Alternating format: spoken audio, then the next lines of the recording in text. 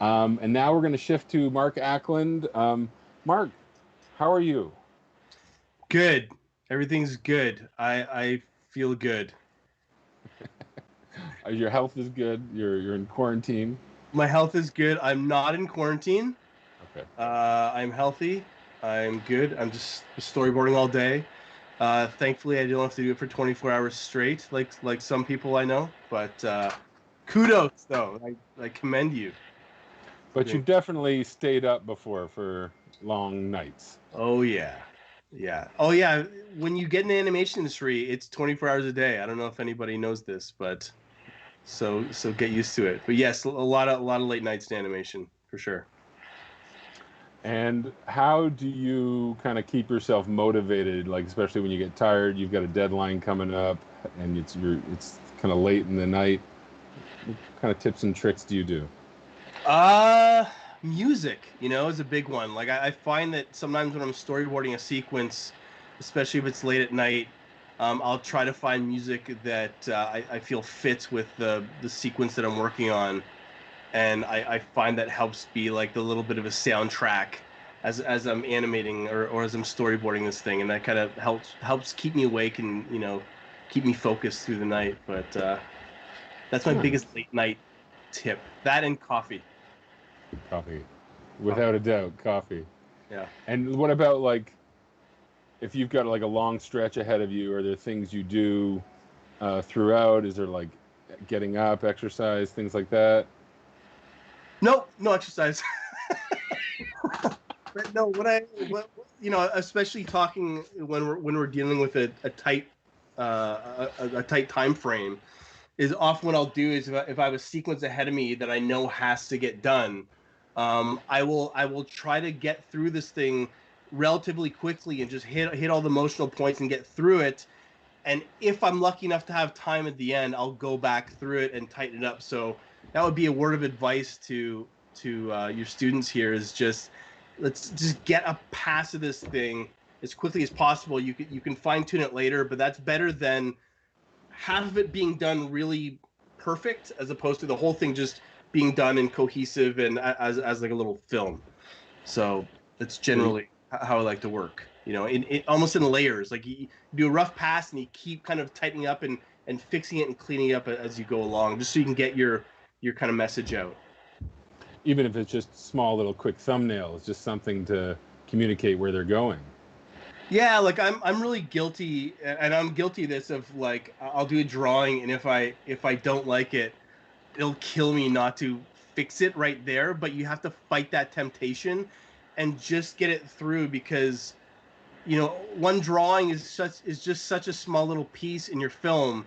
So to spend all this effort on this one thing, and it could pass by in a couple of seconds. So you just want to get everything out, and then you can go back through, and hopefully you'll have time to make that drawing really pretty later. But people are trying to watch. They want to see a film. They don't want to see a pretty drawing. So they want to see a film put together. And you're a storyboard artist, a director, but also a character designer. So is that like putting on different hats sometimes? Like that urge to kind of get that drawing right. Can you do that more as a designer as opposed to boarding or?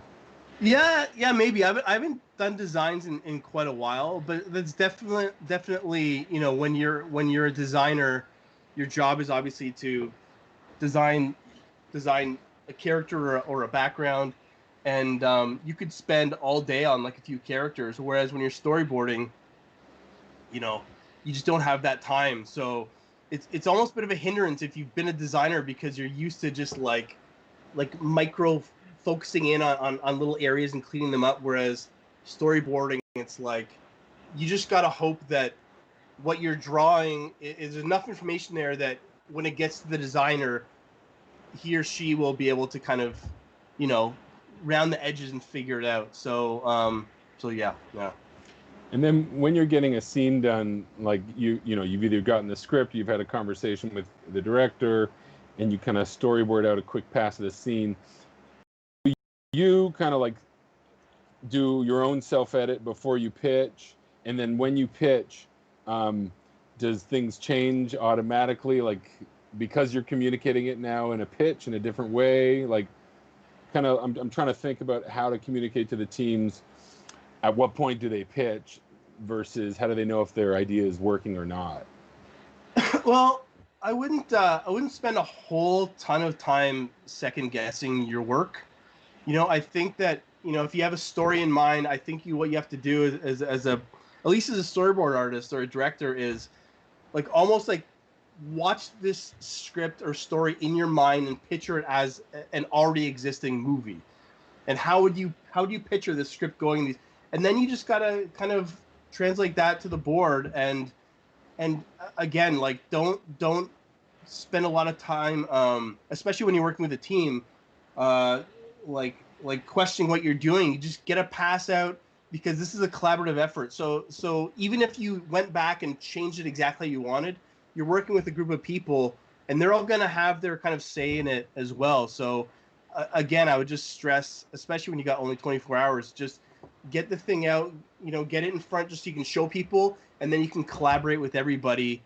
And that way you're spending kind of less time fine tuning for yourself, and you'll have more time to get everybody's input and kind of, fine tune it with a lot of, I'm guessing very creative and strong voices in the room, which will make the film stronger, right? So Nice. And then when you get ideas, do you get them from drawing? Like, will you sit and think about an idea first and then draw it, or will you just go right to the drawing table and start drawing?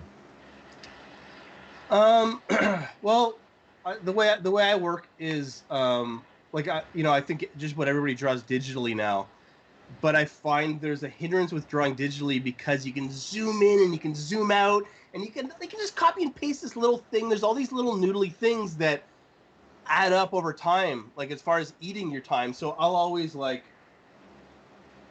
just sketch everything out like really, really rough and simple on paper.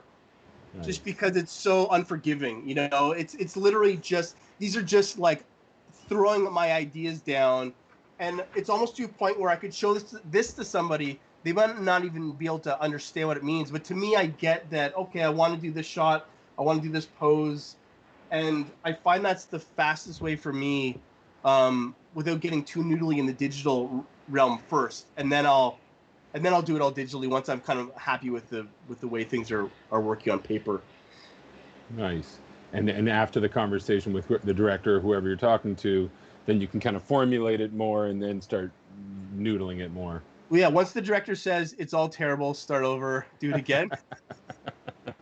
Which is another reason why you don't spend a lot of time on this stuff. Just like get your ideas out there, because there's a very good chance, not necessarily because they don't like what you did, but there's been a ton of times I've pitched a board, and either just between me getting the script and me pitching it, the script is completely changed, or just in the pitch, the director will come to a realization that, oh, you know what?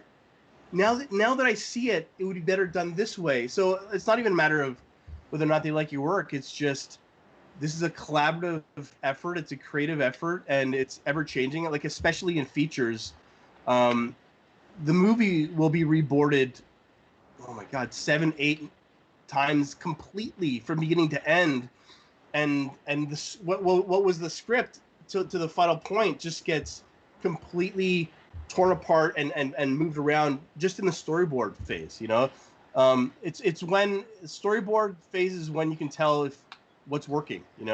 On the paper you could read it and go, oh, everything works fine, but once it's up on reels and stuff, it really shows you what your story problems are and your pacing problems are. And so again, it's one of those early parts of production that, if done properly and you have the time, that will solve a lot of problems for you in the long run. And then would you recommend that people get it up kind of in an animatic as well sooner than later, just to see the timing? As fast as possible. Get it up into animatic as fast as possible. Especially because this is a 30-second film, so like a joke or anything can go by super quick, or it might take longer than you think. Yeah, even if the drawings are crude or super rough, get it out and you'll get an idea of your timing, and you'll start seeing what works and what doesn't work, and then you'll probably have to go back and reboard things and recut it again. but the faster you can get your animatic done, then I think the stronger your film will be, and the more time you'll have to fine tune your film. And because these guys people are working in teams of 5, they're going to have 5 different sets of ideas. You've worked in teams before and in groups. How do you know how to settle on an idea that it works best, basically? I found in my experiences, I'll sit there with, I'll come with a story, and then I'll find a group of friends that I trust very well, and we'll sit there. We'll talk to the story, and generally, the majority of the people will lean towards the best ideas or the funniest ideas, or it's almost like you're showing it to a mini audience. So if you're showing a film to an audience and you see their reaction to something, if they're laughing, okay, well, there's a good chance this is going to be funny. If you can tell they're emotional about something or they're excited about something, that's a good point. But the second, the majority of the people are kind of like, I don't know, then I think you have to trust the people you're working with, and really, and there's times when I've done this process, and there's been a thing I've been in love with that I think is so funny, and the group of people I'm working with don't, and you kind of, it's the thing working with the group, you got to let it go, and ultimately I found that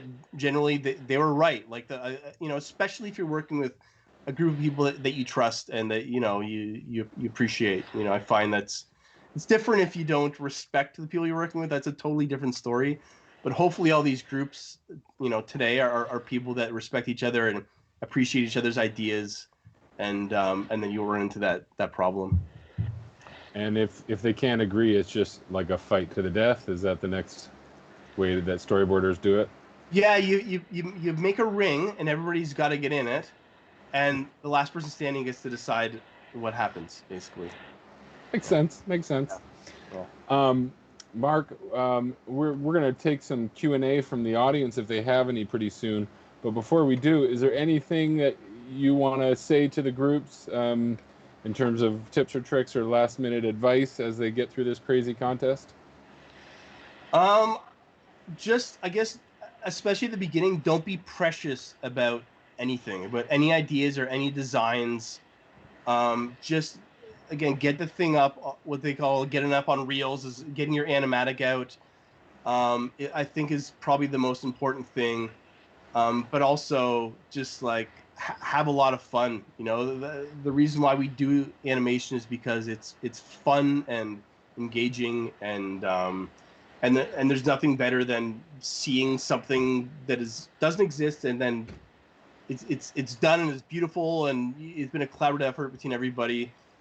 And just last year was the first time I was a judge, and I was like blown away by the films that I saw, and not even like, wow, I'm blown away that these students pulled this off. I'm just blown away. Like I couldn't do this stuff in 24 hours, so it's pretty amazing, and I can't wait to see everybody's films. I'm really excited. Awesome. Christina, do we have any questions from the audience? So far, the only question that I've seen on the YouTube chat was about the screen size, which 1920 by 1080 is a good size to go for. And then on the Facebook page, we had some questions about the check-ins. Did you want to answer why we want them to check in with us again, Aubrey, since there's a little confusion after the first stream? You got it. And while I'm answering this, if all of you are watching have some questions for Mark Ackland while we have them, type them in the chat and we will get to them.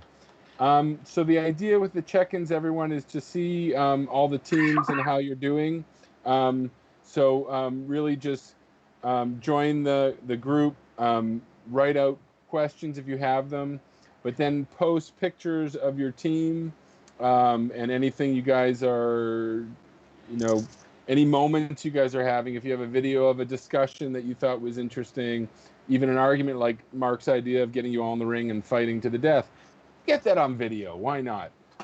Really just show us like what your experience is and who your team is, because the more we get to know you and your teams, I think the more people will be excited about what we do in this contest as well. So that's basically it in a nutshell. Definitely. Thank you, Aubrey. We got another question from Facebook, which was a quick question about the timing with the title card. So your guys' film has to be 30 seconds. Title card does not count towards that. Any Correct. other specification you want to give them on that? Pretty much covers it. No. No, Okay. Well just as long as the title card is the exact title card we provided, there's no artwork on it, nothing else, just the team title, and it lasts for 3 seconds. It won't count towards the 30 seconds of the film. and it can be any plain face typeface. It doesn't need to be Helvetica specifically. Right. But Yeah. Times New Roman, Courier, whatever you guys feel like. Something plain, nothing crazy. We Something have easy to a read. question from Helena Garcia for Mark. Any advice on telling a story? Coming from the YouTube chat. I think, the stuff that tends to be the most personal tends to be the most truthful, and that's when you get the most, I think, emotional stuff out. And it never hurts for something to be relatable, and but generally, I think if you're telling a personal story, I think it will ultimately be relatable to other people. Yeah, I don't know. That's my best advice, I guess. Yeah, I'll second that for what Mark said.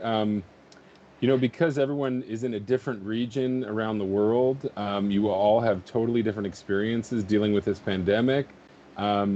So just let us know how it really was, and maybe start the conversations with your team about how it was for you individually, and see if there's anything common that you want to share. A lot of times people resort to comedy, which is totally fine and great. You get a great reaction in a short manner. We're used to telling a joke, which has a setup and a punchline. But don't feel like you have to do comedy just because it's animation. Some of the strongest films we've seen in 24 hours are more on the poignant side, So what about the short time frame, Mark? Like, you've worked on, longer films, but you've also worked on short films and even short sequences. How can you help them in terms of telling something that's really only going to last 30 seconds and not to, go too complicated with it? Yeah, I mean, I don't think I've ever done a 30-second piece, really. That is like, not only do you only have 24 hours, but you got to tell a story in 30 seconds. That's a pretty big one. But I don't know. I think that if you could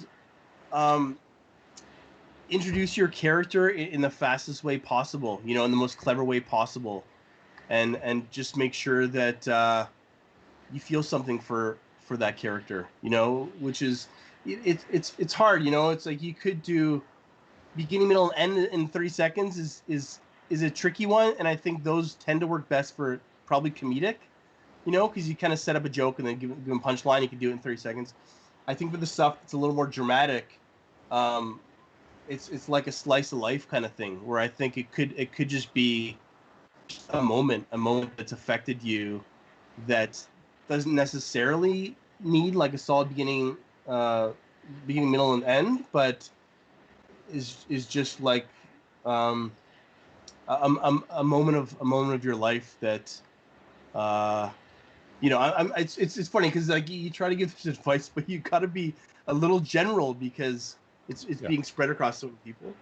But all this I to like say, that. 30 seconds is tricky. So No, I like that. Like, thinking about a moment or an emotion that you felt during this time, and how do you capture that in a 30-second piece. When watching like the stuff you've done, say for the Mickey Mouse shorts, or even Spider-Man, even though they're longer films, you're so good at kind of doing business in a moment that shows so much character. Like, I remember that one scene you did where Mickey Mouse like took off his ears, and it was like the bullfight one, and I forget exactly what happened, but he took off his ears, and there was no moment where he was just sitting there doing nothing. right. How do you, like, I don't know, how do you come up with that stuff and decide what you're going to do in any given moment? I don't know, especially the shorter form stuff. You just got to make sure there's just a little fat on it, that everything a character does or says, or a shot does or says, just has to be meaningful. That's the tricky thing with doing something as short as 30 seconds is that you got to make sure every one of those 30 seconds counts. And I mean, it's the Mickey Mouse thing. I mean, it's different for every project. It depends on kind of what's put in front of you. But that's the tricky thing with being, I think, a director and filmmaker is how do you take this idea and have the most impact and the most emotional impact and so that everything reads and everything and you're just not wasting any time, And that's not to say you have to jam a whole bunch of stuff into 30 seconds, but just making sure that that 30 seconds is just used to push your point across, Yeah, it's tricky. I mean, it's a really tricky thing, Yeah. No, but I like what you're saying. I think if they have one thing they want to say, but within that, if they're kind of leading us to that with a character moment or a thing that the character does, it kind of works together, doesn't it? Yeah, I mean, it's movement, it's timing, it's color, it's all that stuff. Those are the tools you have in your tool belt to get an emotional reaction out of somebody watching your film, and every one of those is just as important as the other thing, Wow, that's awesome. It looks like we have one more question. Specific details about universal experience / emotion. Universal experience and emotion. Well, for that, I mean, it generally goes back to like primal. You got to think of primal. That's like everybody relates to caveman. Okay, there's fire. It's hot. Don't touch it. Watch out. Spiders are gonna bite you. Fall off that. You have to think back about if someone hurts somebody you love. That's a primal thing. It's almost like universally undeniable. If someone hurts the person you love, you get hurt by it. You want to do something about it. And I think that's what I mean when I'm saying relatable. They don't have to be as extreme as that. But everybody has everybody's got a family of some sort. Everybody has had a life experience, whether you're a child or an adult. You've had experiences that I think everybody relates to through a certain age, and I don't know. Again, a tricky thing, but I think if you think about the most primal, human emotions and human experiences, that's where you get the universal kind of experience, if that makes any sense. Yeah, I love that. That was great, Mark. I think we're going to transition to our check-in period. So I want to thank Mark Ackland, seriously, for all this time. No one can bribe you right now in the chat or send you any details for your judging their pieces, and you won't know whose pieces it is anyway. So we just I'm getting really paid for this, though, right? Like you're paying. Are you paying me for this, or do I invoice? there seems to be some static. Weird. Great, and see you. Good luck, everybody. Can't wait to see your films. Thanks, buddy. Great to see you, and we'll be chatting soon.